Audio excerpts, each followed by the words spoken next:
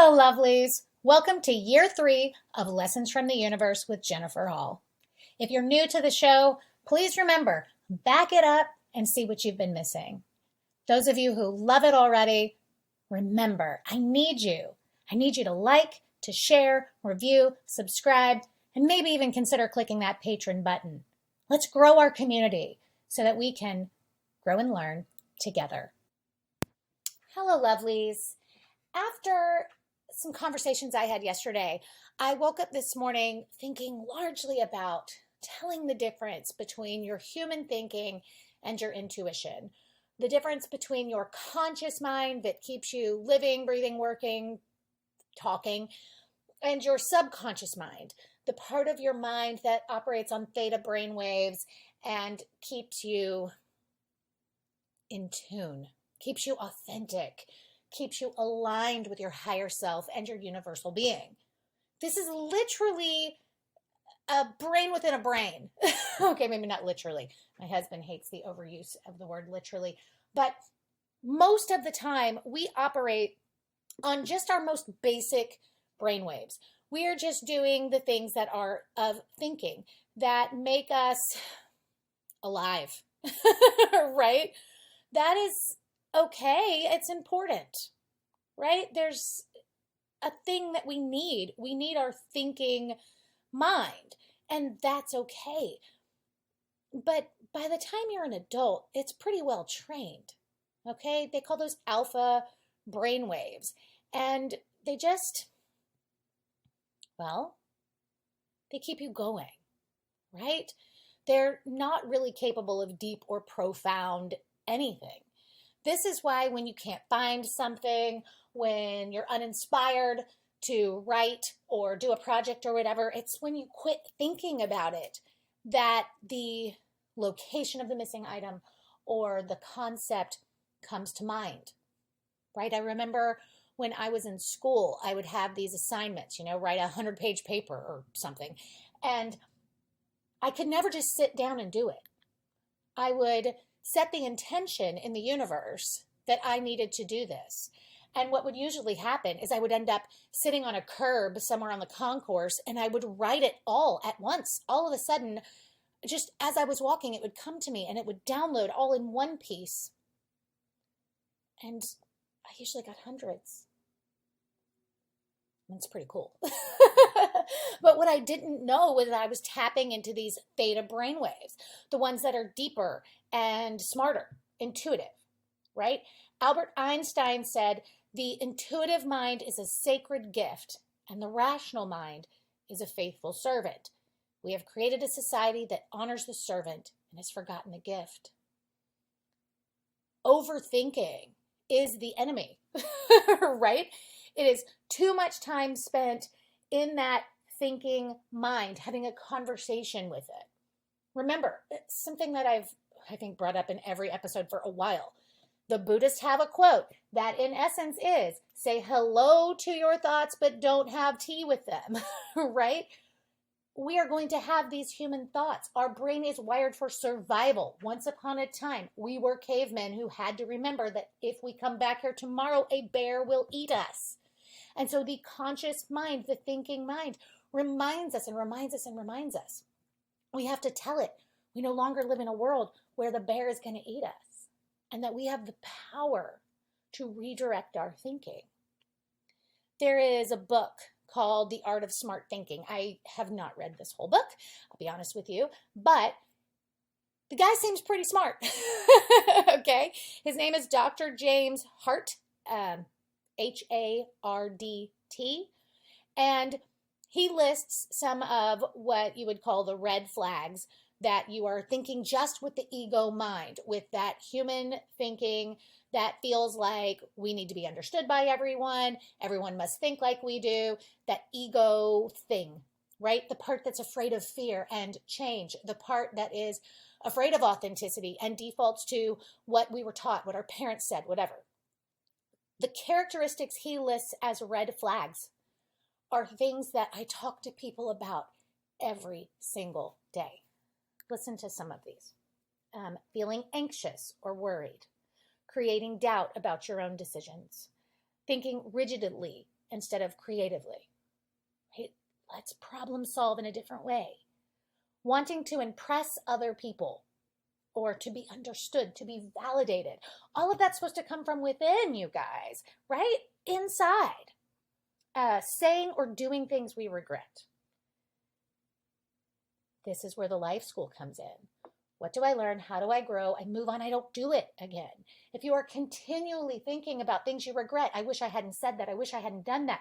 You need to be focused more on the life school. I learn, I grow, I change. I make new decisions. And sometimes that is just skipping a beat, taking a breath before you speak, before you react, tapping in to that subconscious, to the theta brainwaves. It's science, okay? Subconscious is not just some fairy tale frou-frou awakening spiritual thing. There are brain waves connected to it that we can read. Let's see what else. Having low expectations of ourselves and others. Hiding or denying our true feelings. Oh, people do this all the time. We have to communicate. We have to speak our truth. Feeling like a victim of life's circumstances. Most of you here listening to me today have been with me long enough to know that I do not believe we are ever a victim of life's circumstances. I have overcome things that most people have never seen. I chose an entry point into this world that was a great challenge. I have overcome. I have learned. I have grown. I met a young woman yesterday for the first time, a referral, who is sitting in a very similar spot to where I was at her age, maybe just a little younger, but she is struggling with how broken she is because of the experiences of her childhood. And just now in her early 20s is gaining access to that prefrontal cortex. It changes everything. If you are someone who is not yet acknowledged that you did not have a full, complete brain or complete use of that beautiful tool until you were in your mid-20s, you are probably still suffering from the lack of use of that prefrontal cortex. Beloved, it is just a fact, right? We have to think about that. We now have, or once you get to be mid-20s age, that starts to open, but we've spent our whole life being trained to just react in that part of the brain that is survival, that a lot of people never gain access. They never utilize it. We have to pause. We have to stop. We have to take a breath and say, this old reaction does not work. We have to acknowledge the voice that creeps in from our subconscious and says, why? Why are you still behaving this way? We have to listen to it, because we can gain access to that part of the brain that then changes our reactions. You will not have to feel this way forever. You will not have to fight it forever. Another one is getting trapped in the endless mind chatter that is mostly or almost always negative. Beloved, our brain needs to acknowledge those thinking, those thoughts. Wave to them. Say, oh, there you are, fear. I'm going to go hang out with truth. Answer the what ifs. What if? What if your girlfriend cheats on you? You know what you'll do? You'll change the locks and find a new person. You will overcome. Answer those fear thoughts, no matter how scary they are. What if something happens to one of your children? What if something happens to whatever? Let's not list them all. But you have them, respond to them. Answer the what if. If you know what you would do, you don't have to be afraid. And make sure that you are going out of your way every day to intentionally tap in to those theta brainwaves, to that subconscious mind, to your higher self, to spirit within you, whatever you want to call it. It's technically, well, it's all semantics, okay? I know y'all have heard me say before, when you go to bed at night, set an intention. Set an intention. Say, take me, teach me.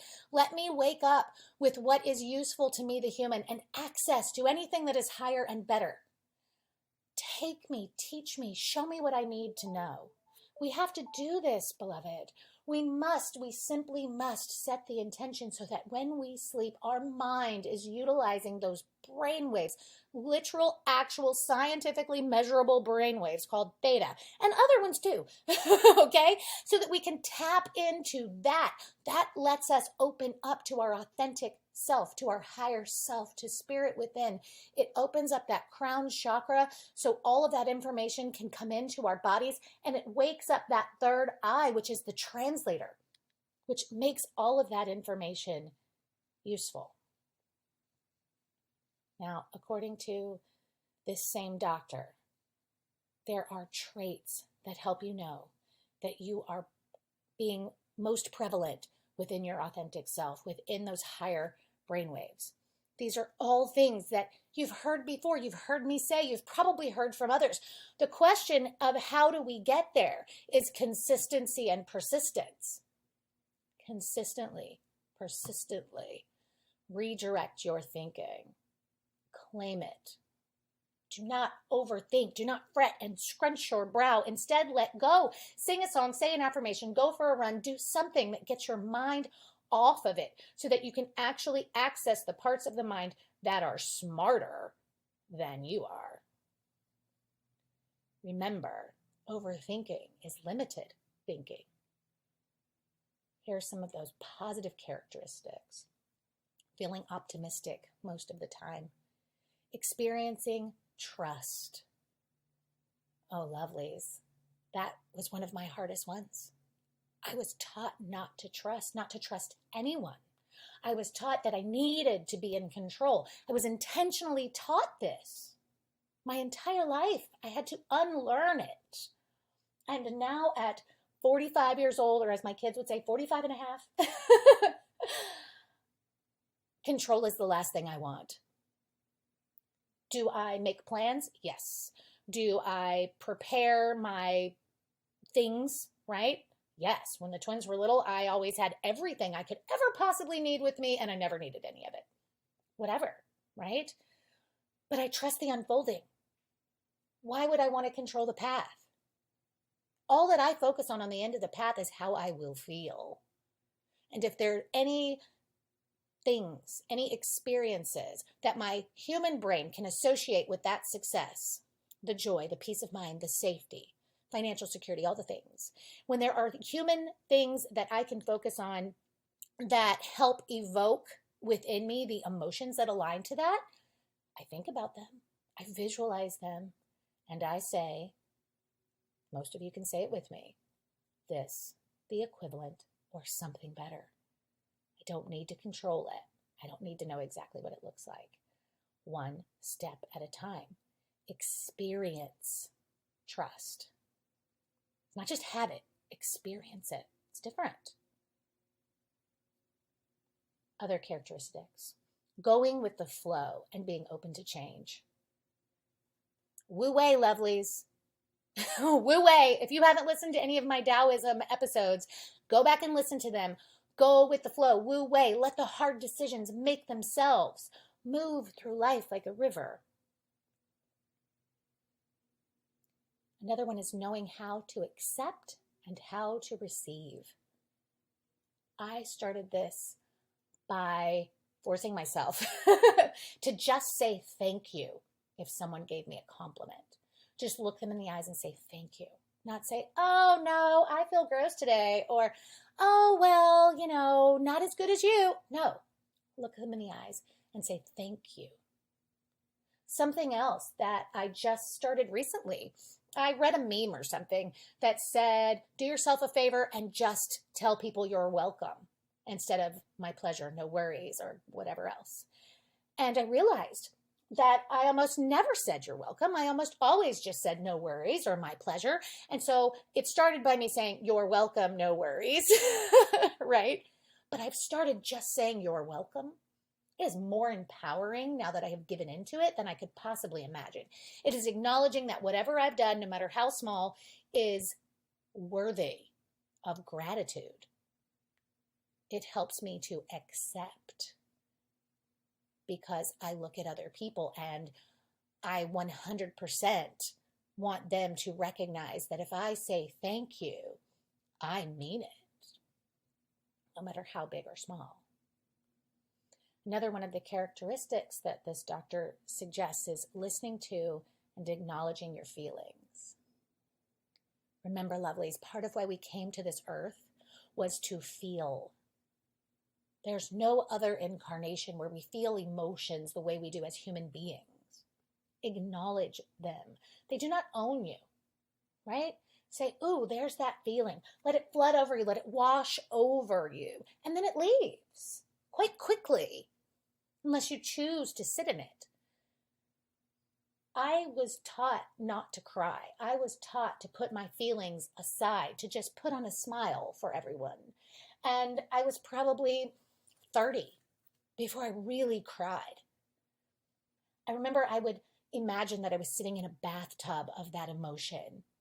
I would just allow myself to sit in it and soak in it, and to call it power that I could allow myself to feel, that I could validate myself.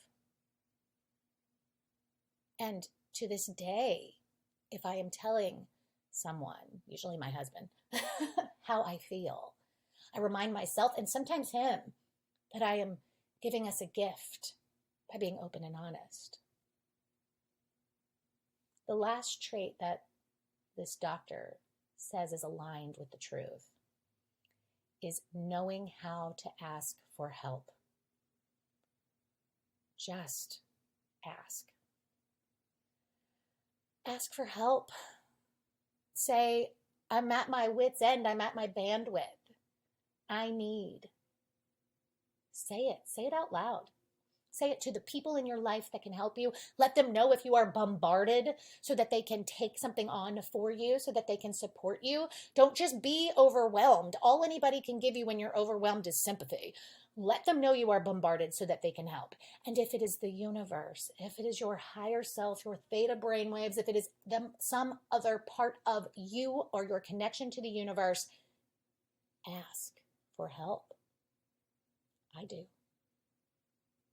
Continually, all day, every day. And because I do, I get to practice and experience trust continually. So can you. All it requires is consistency, persistence, and consistency. These are the answers. Talent is great. Waking up, being born with a greater connection to your intuitive mind than the average person is great. But practice is the key. Practice.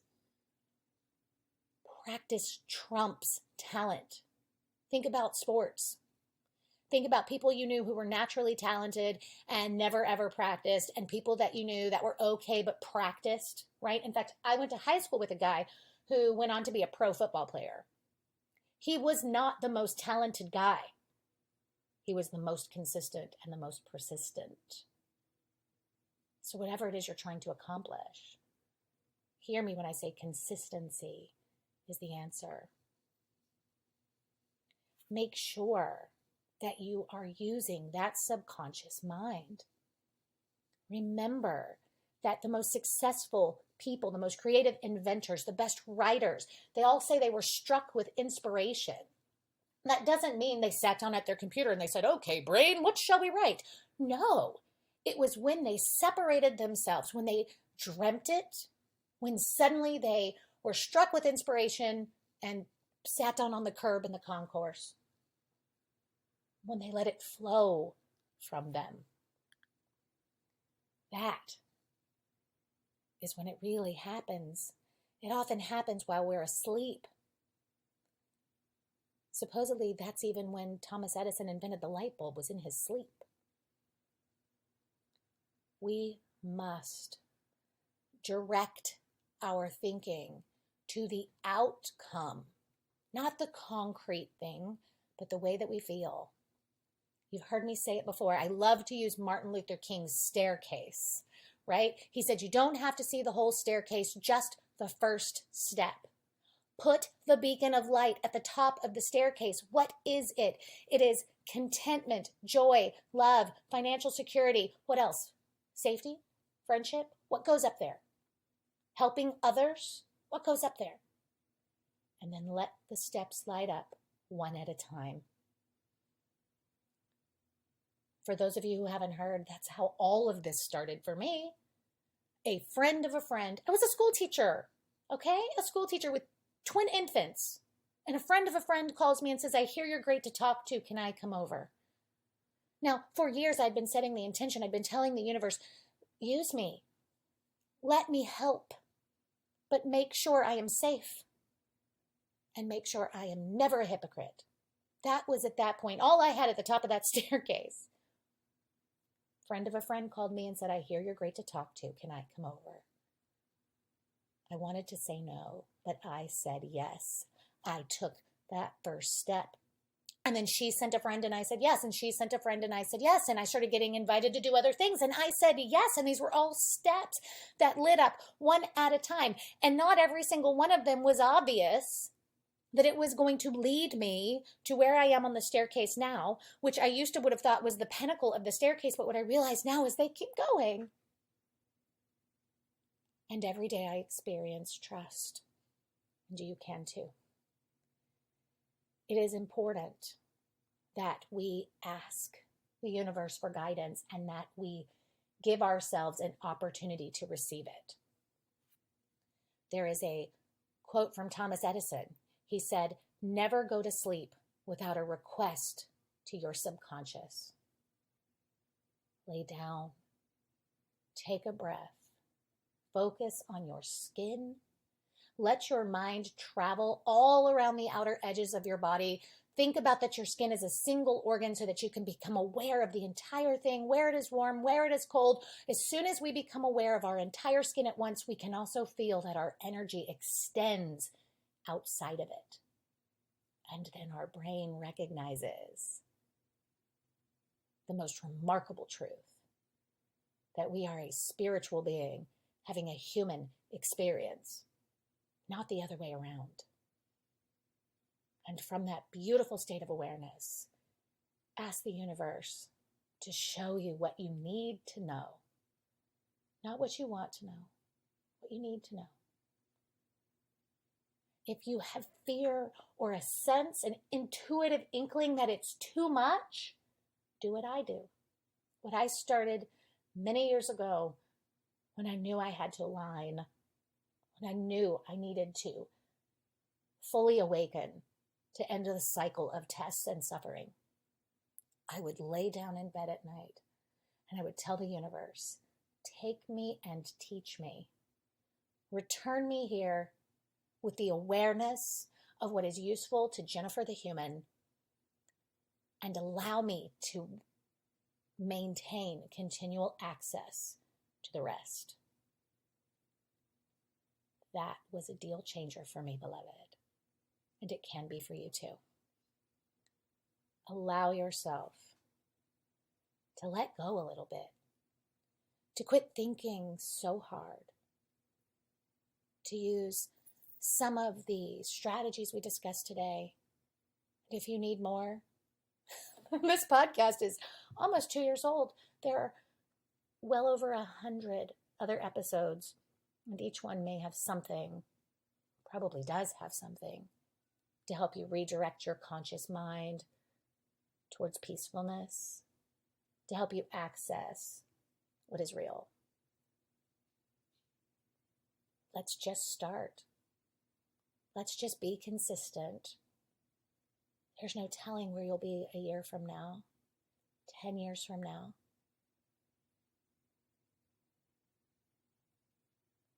Don't you want to find out? Don't you? Do you really want to stay just on the same path that you're on with your head down? Do you? I'm not saying blow up your life. Don't. Do not just blow up your life unless everyone and everything about it sucks, like toxic, evil, disgusting, right? I did not just quit my teaching job. I did both.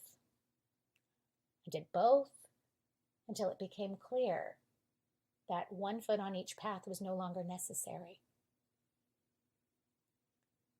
Don't even think about the day you blow up your life. Don't even think about the day that you step off one path to the next. Just think about the light at the top of the staircase And consistently, as they light up, take the steps. That's all you got to do. One step at a time. And if that's too many, take it one moment at a time. One thought. You got this. Consistency pays off, I promise. Until next time, beloved, namaste.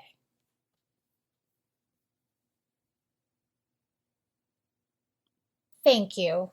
Thank you for joining me today for this episode of Lessons from the Universe with Jennifer Hall.